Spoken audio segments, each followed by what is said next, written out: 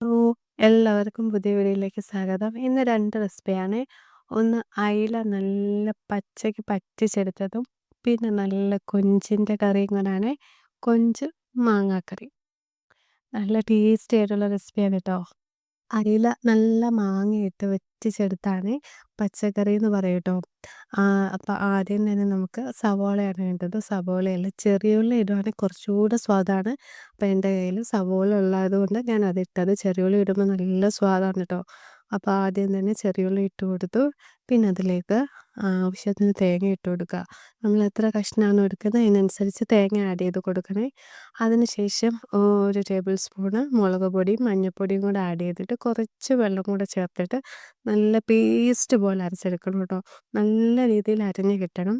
എന്നിട്ട് നമുക്കൊരു ചട്ടിയിലോട്ട് കുറച്ച് എണ്ണ ഒഴിച്ചിട്ട് കടുക് പൊട്ടിക്കുക. പിന്നെ കുറച്ച് ഉലുവയും കൂടി ഇട്ട് കൊടുക്കുന്നുണ്ട്. ഉലുവ ഇടുമ്പോൾ നല്ല സ്വാദാണ് മീൻ കറിക്ക്. പിന്നെ കറിവേപ്പിലയും കൂടി ഇടുക. ഇഞ്ചി, വെളുത്തുള്ളി എല്ലാം കൂടി ഇട്ടിട്ട് നന്നായിട്ടൊന്ന് സോട്ട് ചെയ്തെടുക്കുക. അത് നല്ല ഉപ്പും കൂടി ഇടുവാണെങ്കിൽ പെട്ടെന്നൊന്ന് വഴന്ന് കിട്ടും. അപ്പം നല്ല രീതിയിൽ ഒന്ന് വഴറ്റിയെടുക്കുക. പച്ചമുളക് ഇപ്പോൾ ഇത് മുളകില്ലാത്ത കറി ആയതുകൊണ്ട് എരിവിന് നല്ലോണം പച്ചമുളക് ചേർക്കണം. ഇല്ലെങ്കിൽ കറിക്കൊരു ടേസ്റ്റ് ഉണ്ടാവില്ല കേട്ടോ.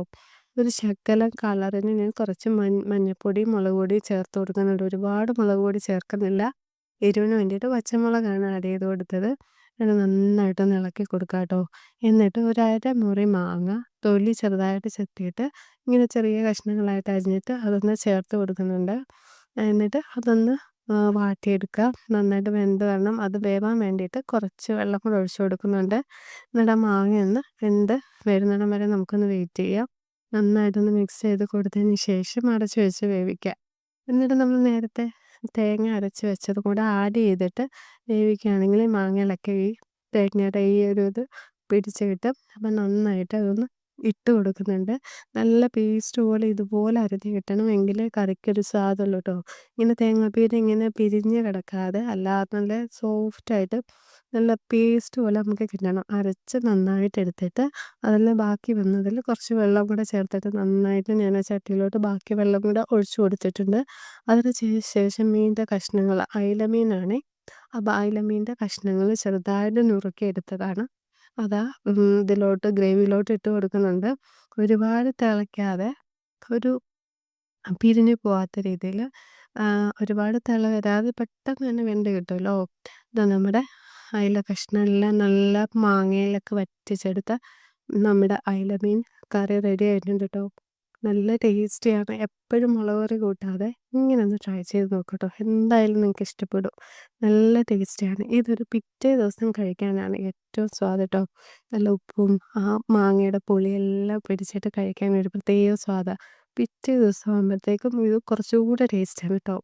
അപ്പോൾ ലാസ്റ്റ് കുറച്ച് എണ്ണയും കൂടെ അതിൻ്റെ മുകളിലായിട്ട് ഒഴിച്ച് കൊടുത്താൽ നല്ല സ്വാദാണ് കേട്ടോ. നമ്മൾ വേറെ തേങ്ങയൊന്ന് തിളച്ച് അത് കറി തിളച്ച് വരുമ്പോഴത്തേക്കും ഇച്ചിരി എണ്ണയും കൂടെ ഒഴിച്ച് കൊടുക്കുക കേട്ടോ.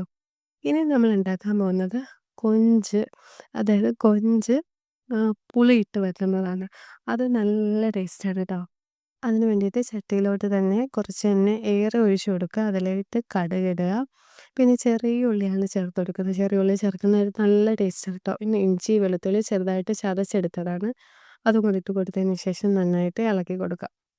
പിന്നെ കറിവേപ്പില കുറച്ച് ഫ്രിഡ്ജിലിരുന്ന് നന്നായിട്ട് ഡ്രൈ ആയി പോയിട്ടുണ്ട്. അപ്പോൾ അതും കൂടി ഇട്ട് കൊടുക്കുക. പിന്നെ തേങ്ങാ കഷ്ണം ചെറുതായിട്ട് തേങ്ങ കുഞ്ഞായിട്ട് അരിഞ്ഞെടുത്തതും കുറച്ച് ഉപ്പും കൂടെ ചേർത്തിട്ട് നന്നായിട്ട് ഇളക്കിയെടുക്കുക. പിന്നെ ഒരു തക്കാളി മുഴുവനായിട്ട് ഇട്ട് കൊടുക്കുന്നുണ്ട്. എന്നിട്ട് അതിലേക്ക് നമുക്ക് മുളക് പൊടി, മല്ലിപ്പൊടി, കുരുമുളക്, മഞ്ഞൾപ്പൊടി ഇത്രയും മസാല ചേർത്ത് നന്നായിട്ടൊന്ന് വഴറ്റിയെടുക്കുക. തക്കാളിയൊക്കെ വെന്തുടയുന്നത് പോലെ നന്നായിട്ടൊന്ന് അതിൻ്റെ പച്ചമണം മാറുന്നത് വരെ നന്നായിട്ട് വഴറ്റിയെടുക്കുക.